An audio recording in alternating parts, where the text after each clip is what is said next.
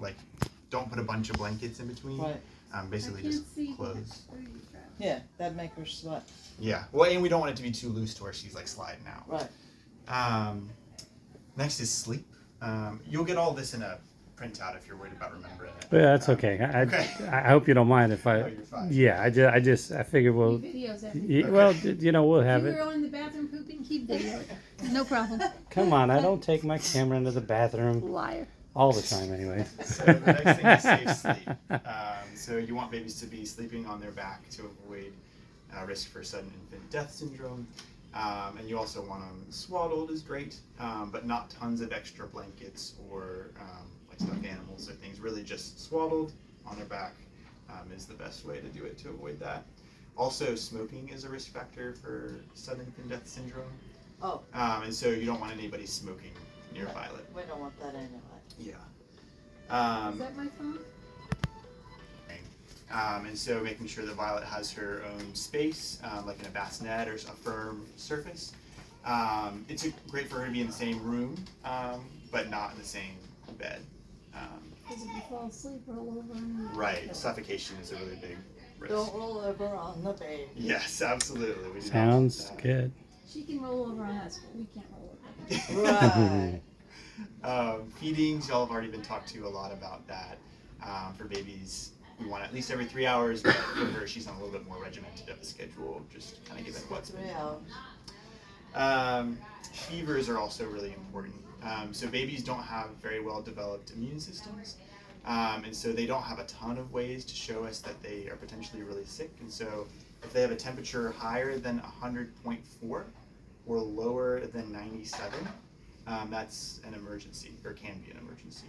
And so the best way to take the temperature is rectally. That's the most accurate. And so if you're noticing, you don't need to just take a temperature all the time, but if you're noticing she's especially fussy, or if she's vomited or had diarrhea, taking a temperature can be something to do. And then if it's outside of that window, then it's important to come to the emergency room. Just because babies can have things like meningitis, and we just don't really have good ways of knowing other than their temperature is off. And so that's really important.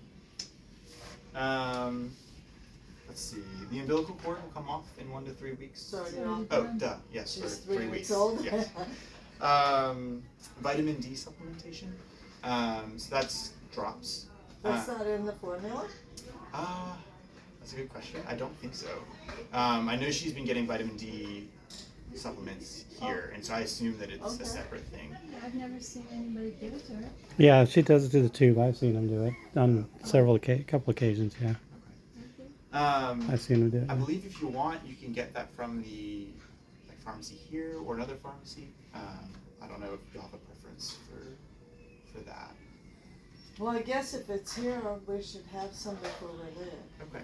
So the pharmacy here is right next to Starbucks, if you know where that is. I'll find it. Okay. It's or it's like in the main lobby area, close to where the cars pull around. It's right across from Starbucks. So I know the nurse was administrating it by, through the tube, but with the, like the water. Formula? Yeah, the water Oh, with the needle. syringe? Yeah, syringe. Yes. Yeah. So that's how she was giving it to Yeah, her. that should be fine. So where do we get the syringe to do I that? believe Gave you've the syringes. gotten syringes. Oh, okay. Yeah. They should Okay. be in It should the be. bottle. Okay. Let's see, what else? And then she's already kind of come out of the nows, and so we're not as worried about that. The neonatal opioid withdrawal syndrome. I'm sorry, yeah, for using abbreviations. So she's good in that standpoint, and so So she's over it, basically. yeah, those are the main things. Awesome. Good job, Violet. Yeah, we're Way really to proud go, of her. baby girl. That's awesome. What questions do y'all have? I see that formula over there. We can have that? Yeah. It's good.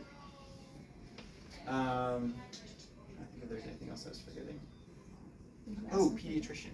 Oh, Do pediatrician. you have a pediatrician? No, I didn't ever think I needed Okay, yeah, another no one. worries, that's okay. That's really important though, to have a pediatrician follow up. Really. Oh, actually, they did tell me there's one in town right over by Davis Hospital. Okay. Do you happen to know the name of the practice or the name of the person? Oh, No. goodness. By Davis. no. We used to go to, what was it? Huh? trying to think of the Piedmont? the one that I had for Rainy and Haley. I don't know, but I know where to find them. Okay. Yeah, they're right next door to the hospital. There's a pediatric Okay. facility. So. So it's really important that any babies coming home from the hospital have really quick follow-up with the pediatrician, and so I guess since it's Friday, Monday would be best. And so if you tell when you're trying to schedule an appointment, oh, we just came from the hospital, they can get you in on Monday, and that would be best, just to make sure her weight is continuing to go in the right direction, especially like as we're transitioning. It's good. Or if there are any other issues. I guess okay. Yeah. So I guess since I don't know who it is, it's really important that y'all call to make that appointment. Could you give me my phone? I can.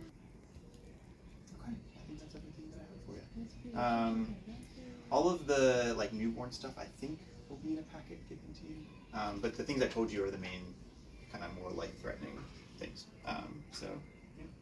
All right. Well, great to meet you all. I hope everything goes well. Okay. What could go wrong? Thanks. All right. All right. Have a great afternoon. Thank Thank you, you. sweetheart.